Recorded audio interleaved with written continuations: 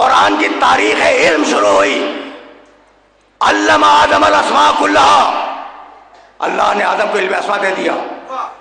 اور تاریخ ختم ہوئی الرحمن علم القرآن. علم اسماء سے علم قرآن تک یہ ہے تاریخ علم قرآن کی. سنو بھائی سنو، اور اس بات کو اپنے ذہن کے اندر محفوظ رکھنا. اب جب تاریخ علم شروع کی ہے قرآن نے تو کہنے لگا وعلم آدم الاسماء کلها، ہم نے آدم کو علم اسماء دے دیا. حضرت خضر کے لیے کہنے لگا علمناہ من لدنا علما، ہم نے علم لدنی خضر کو دے دیا، علم اسماء دیا، علم لدنی دیا. حضرت داؤد کے لیے کہنے لگا وعلمناہ صنعۃ لبوس لکم، ہم نے داؤد کو زرہ بنانے کا علم دے دیا. حضرت سلیمان کے لیے کہنے لگا وعلمنا منطق الطیر، ہم نے پرندوں سے چڑیوں سے بات کرنے کا علم اسے دے دیا. حضرت یوسف کے لیے کہنے لگا علمتنی من تاویل الاحادیث، ہم نے یوسف کو علم تعبیر خواب دے دیا. اور جب پہنچا عیسیٰ پر کہنے لگا اذ علمتک الکتاب والحکمت والتوراۃ والانجیل، کتاب بھی دی، حکمت بھی دی، توریت بھی دی، انجیل بھی دی.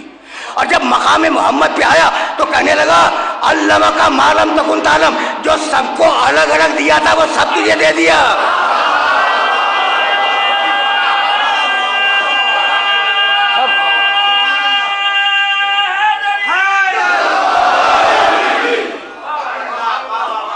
جو سب کو الگ الگ دیا تھا وہ سب تجھے دے دیا. جب سب مل گیا تو اسے کہنے کا حق ہے یا نہیں کہ انا مدینۃ العلم؟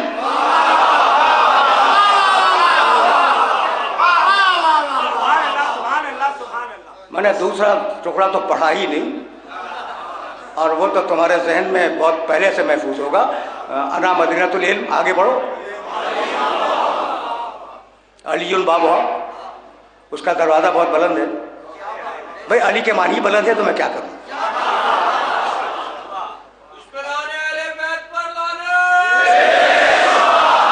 اب دیکھو تین لفظ ہیں، کعبہ، نجف، علی، اور تینوں کے معنی بلند.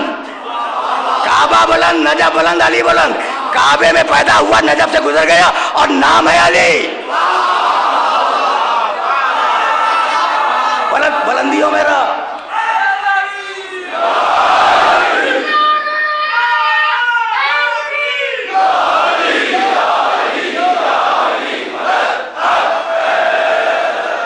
ایک جملہ سنتے جاؤ.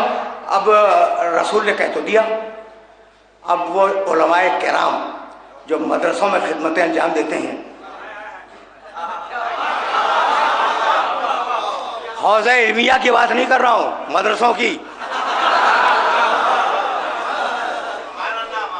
جو مدرسوں میں خدمت انجام دیتے ہیں نا. اب اگر نام سنانے شروع کروں تو بڑا وقت صرف ہو جائے گا.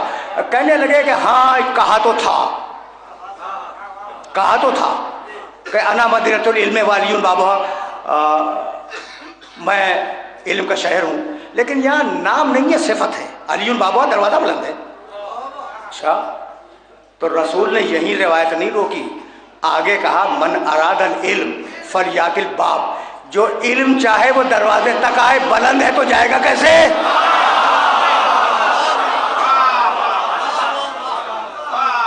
بلند ہے تو آدمی جائے گا کیسے؟ تو اب طریقہ یہ نکالا. سننا بھائی، اس بات کو ذہن میں رکھنا. طریقہ کیا نکالا کہ اگر کہے علی کہو کہ بھئی یہ صفت ہے بلند، نام تو ہے ہی نہیں کسی کا. کیا کمال کی بات ہے. اور جانتے ہو دوسرا طریقہ کیا نکالا کہ اگر نام لے تو کہو صفت ہے، اور اگر صفت آ جائے تو کہو نام ہے. مثال دوں گا اور اس مثال کو بڑے آرام سے سماعت کر لینا. طریقہ یہ نکالا علماء کرام نے، بڑی محنتیں کی ہیں انہوں نے فضائل علی کو چھپانے میں. بڑی محنتیں.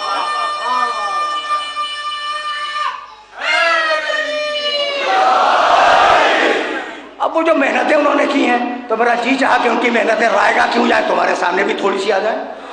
کہنے لگے علیون نام نہیں ہے. اچھا علی کے معنی ہے ہی بلند کے. تو میں شہر علم ہوں، دروازہ اس کا بلند ہے، ٹھیک، لیکن رسول نے یہاں روایت چھوڑی نہیں تھی، من اراد العلم فلیات الباب، جو علم چاہے وہ دروازے تک آئے. یہاں تک تو بات ہو گئی نا. کہہ لگے ہاں ٹھیک ہے بھائی یہ دروازہ بلند ہے، بس یہ تو ہم تسلیم کرتے ہیں، روایت بھی تسلیم کرتے ہیں. اچھا بھائی تو اگر نام دے تو کہو صفت ہے، اور اگر صفت دے تو جانتے ہو کیا کرو، اس سے یہ مراد نہیں ہے وہ مراد ہے، کوئی دوسرا نام لے لو. مثال دے دوں ورنہ تم یقین نہیں کرو گے. وہ آیت تمہارے ذہن میں ہوگی وَمِنَ النَّاسِ مَن يَشْرِي نَفْسَهُ ابْتِغَاءَ مَرْضَاتِ اللَّهِ وَاللَّهُ رَءُوفٌ بِالْعِبَادِ. ایک بندہ ہے جو نفس کو بیچتا ہے، مرضی کو خریدتا ہے.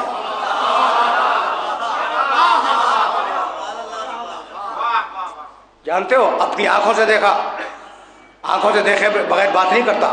سب کو معلوم ہے کہ یہ آیت کس کے لیے آئی ہے، سب کو معلوم ہے نا کہ یہ آیت کس کے لیے آئی ہے. جانتے ہو راوی نے کیا لکھا؟ کہنے لگا کہ یہ آیت عبد الرحمن ابن ملجم کی شان میں آئی تھی. ہوگا کوئی اسی کے خاندان والا؟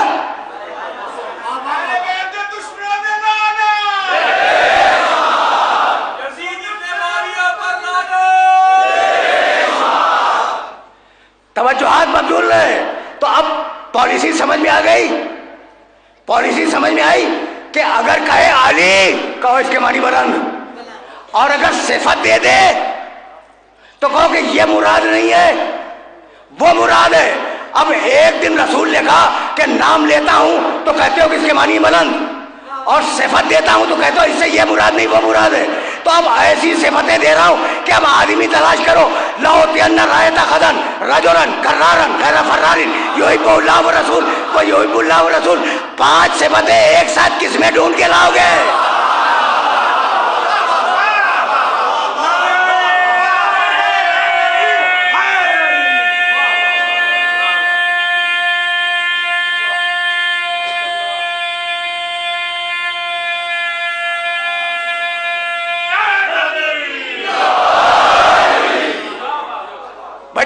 توجہات مبذول ہے. لَأُعْطِيَنَّ رَأَيْتَ غَدًا رَجُلًا كَرَّارًا غَيْرَ فَرَّارٍ يُحِبُّهُ اللَّهُ وَرَسُولُهُ وَيُحِبُّ اللَّهَ وَرَسُولُهُ لَا يَرْجِعُ حَتَّى يَفْتَحَ اللَّهُ بَيْنَ يَدَيْهِ. پوری روایت کا ترجمہ نہیں کروں گا. لا يَرْجِعُ یہ واپس نہیں آئے گا. زبان رسول کی شائستگی یہ پلٹ کے نہیں آئے گا جب تک خیبر کو فتح نہ کر لے. بھئی یہاں تک تم میرے ساتھ آ گئے، علی چلے. اب خیبر تو بیان کرنی مقصود نہیں ہے، لیکن ایک جملہ سنو تاکہ میں آگے چلا جاؤں. علی چلے اور 2 قدم گئے ہوں گے، 2 قدم آگے گئے ہوں گے، بس 2 قدم گھوڑے پہ سوار ہو کر، کہ منہ ہے خیبر کی طرف، پشت ہے رسول کی طرف، اور کہہ رہے ہیں الا متا یا رسول اللہ، اللہ کے رسول کب تک جنگ کروں؟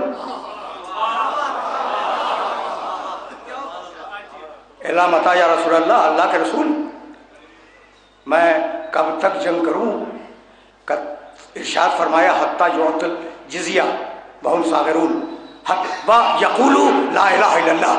2 شرطیں ہیں، یا تو جزیہ دینا قبول کریں یا لا الہ الا اللہ کہیں، محمد رسول اللہ کہیں. 2 شرطیں. رکے رہو بھائی، تم تو بڑے علی کے چاہنے والے ہو نا علی کے چاہنے والے. صورتحال کیا ہے ذرا مجھے صورتحال تو بتلاؤ. علی کا رخ ہے خیبر کی طرف اور پشت ہے رسول کی طرف، ہے یہی سچویشن ہے. اب میں آیت پڑھوں سورہ حجرات کی، یا ایھا الذین آمنوا لا تقدموا بین یدی اللہ ورسولہ واتقوا اللہ ان اللہ سمیع علیم. یا ایھا الذین آمنوا لا ترفعوا اصواتکم فوق صوت النبی ولا تجهروا له بالقول کجهر بعضکم لبعض ان تحبط اعمالکم وانتم لا تشعرون. اے ایمان لانے والو خدا سے بھی آگے نہ بڑھو، اے ایمان لانے والو رسول سے بھی آگے نہ بڑھو. پشت ہے رسول کی طرف، آگے تو بڑھ گئے. بھائی یہی فرق ہے مومن میں اور امیر المومنین میں.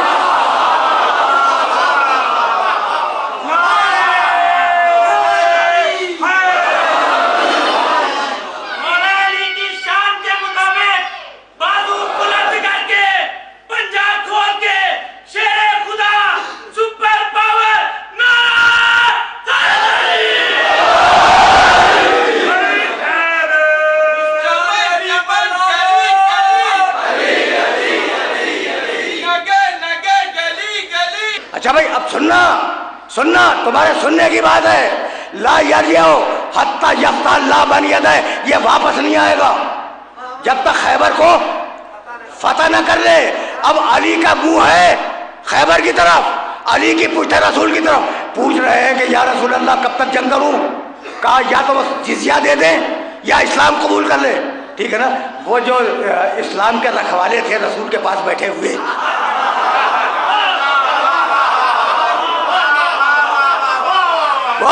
وہ جو مقام رسالت کو خوب سمجھتے تھے، کہنے لگے یا رسول اللہ یہ علی نے کمال کیا، پوچھتا ہے آپ کی طرف. بھئی اگر آپ سے کچھ پوچھنا ہی تھا تو مڑ کے آتے، پوچھ کے پھر جاتے. کہا بھئی مجھ سے کیا پوچھتے ہو، علی سے جا کے پوچھو. آئے علی کے پاس، یا علی تم نے یہ کیوں کیا؟ فرمایا کہ رات ہی حدیث بیان کی تھی اور آج ہی بھول گئے. رسول نے کہا تھا خیبر فتح کیے بغیر واپس نہیں آئے گا.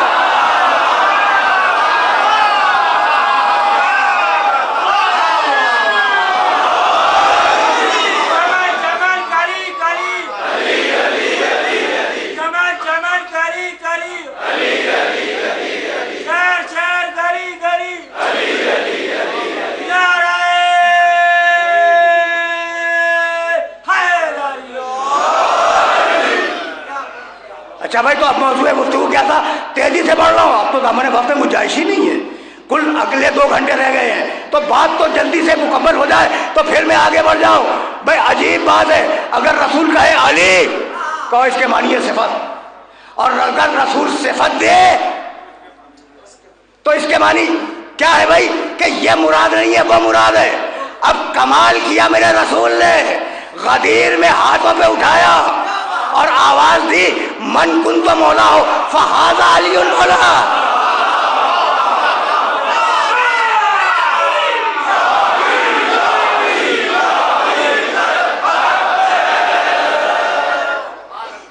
یہ ہے مقام علم، یہ ہے مقام علم جو وراثت میں منتقل ہوا محمد سے علی تک.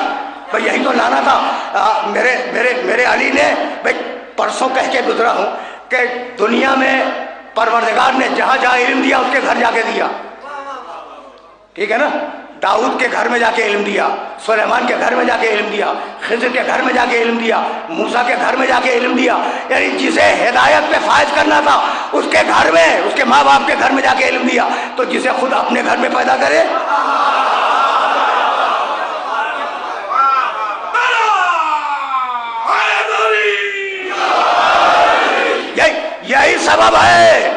یہی سبب ہے کہ سلوری کا چیلنج رسول کے بعد میرے علی کے علاوہ کسی نے نہیں دیا. میں نے آج بڑی رحمت دی، لیکن بھائی سنتے جاؤ. اسبغ ابن نباتہ ہمارا ایک معتبر راوی ہے اور اس سے روایت میں جو بلاغہ میں موجود ہے. کہنے لگے پوچھو جو کچھ مجھ سے پوچھنا چاہتے ہو پوچھو، اور 3 سوال خود بتلائے. قیامت تک کیا ہونے والا ہے مجھ سے پوچھو.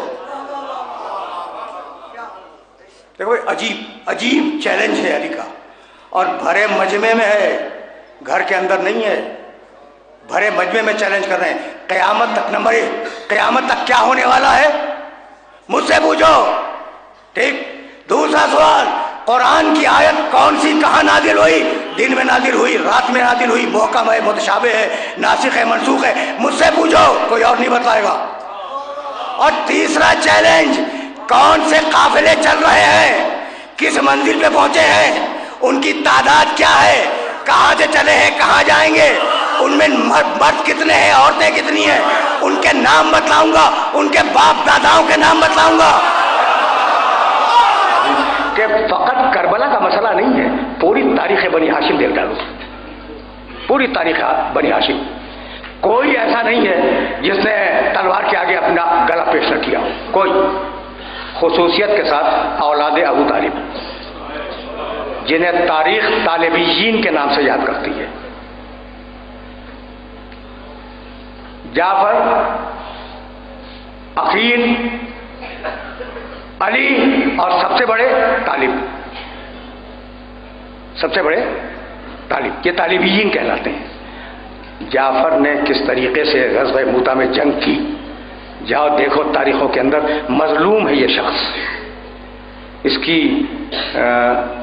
اس کے واقعات اور اس کی سرگزشت بیان نہیں کی جاتی ممبر سے. ایک عجیب و غریب شخصیت ہے حضرت جعفر طیار. جعفر کے بیٹے ہیں عبداللہ، علی کے داماد زینب کبریٰ کے شوہر، اور عبداللہ کے بیٹے ہیں اونو محمد۔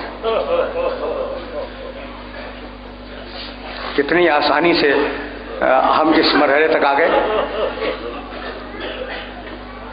جعفر طیار کے پوتے ہیں۔ بس سنو، ان شہزادوں کا بھی حق ہے نا۔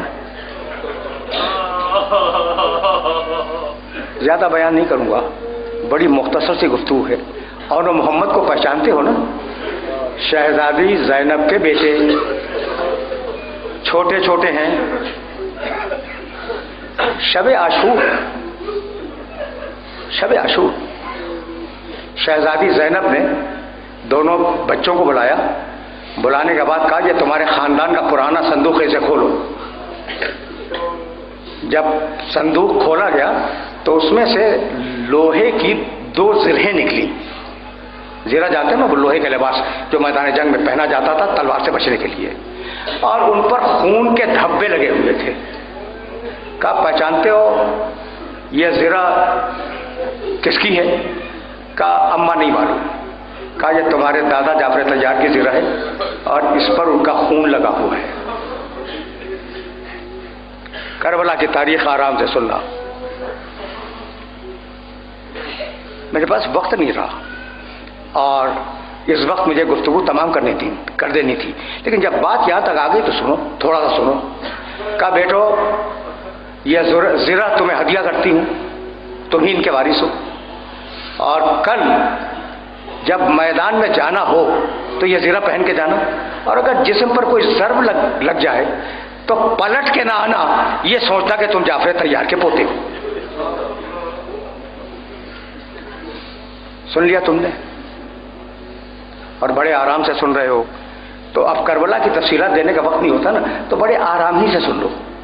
مصائب ہو گئے، تمہاری تھوڑی سی آواز بلند ہو گئی، مصائب ہو گئے۔ دیکھو پہلے گئے ہیں انصار،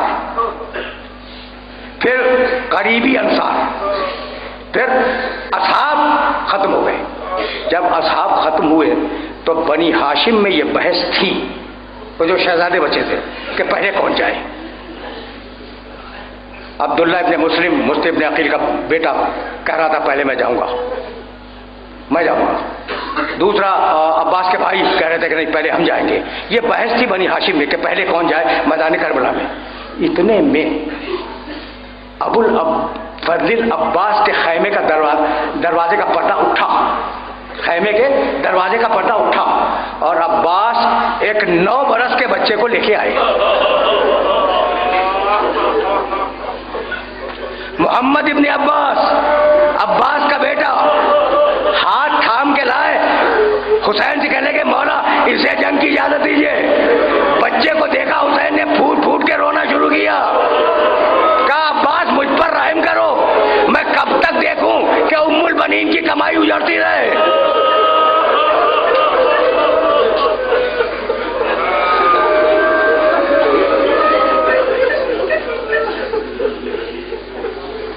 سن لیا نا تم نے سن لیا؟ اچھا بھائی، اب یہ تو باہر کی بات ہو رہی ہے نا۔ خیمے کے اندر خبر ہو گئی کہ عباس اپنے بیٹے کو میدان جنگ میں بھیج رہے ہیں۔ بس یہ سننا تھا کہ علی کی بیٹی کو جلا لایا۔ کہا فضہ میرے بیٹے کہاں ہیں؟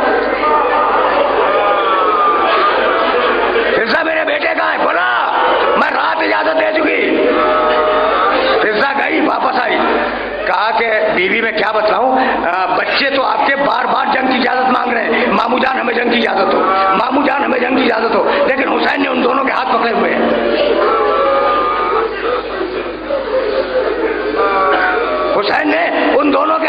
ہوئے ہیں۔ ادھر راوی لکھتا ہے کہ حسین مجبور ہوئے، محمد ابن عباس کو اجازت دی، 10-11 سال کا بچہ، عباس طویل القامت ہے، بچہ چھوٹا ہے۔ راوی کہتا ہے کہ عباس جھک جھک کر سمجھا رہے تھے کہ بیٹے تو حیدر کرار کا پوتا ہے، بیٹے تو بڑا چھوٹا ہے، اگر جسم پہ زخم لگے تو گھبرا کے پلٹنا ہے نا، اگر جسم پہ زخم لگے تو گھبرا کے پلٹنا آنا۔ اور وہ بچہ کہہ رہا ہے کہ بابا آپ فکر نہ کریں، میں اپنے دادا کا جلال دکھلاؤں گا۔ یہ باتیں ہو رہی تھی کہ بچہ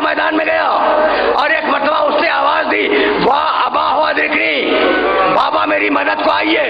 عباس نے دوڑنا چاہا, حسین نے تھام لیا. کہا عباس کسی باپ کی یہ مجال نہیں ہے کہ اپنے بیٹے کے لاشے پہ جائے, رک جاؤ میں جاؤں گا.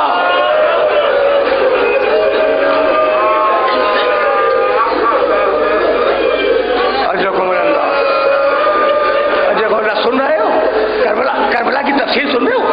کیا بھائی گئے حسین, عباس کے بیٹے کی لاش لائے. عباس کے بیٹے کی لاش خیمے میں آئی. جب خیمے میں آئی تو ساری بیویاں جمع ہو گئی. مادر عباس بھی موجود ہے. ایک مرتبہ زینب آگے بڑھی, کہا بیوی تمہیں مبارک ہو کہ تمہارا بیٹا حسین پہ قربان ہو گیا, میرے دو بیٹے کہاں ہیں؟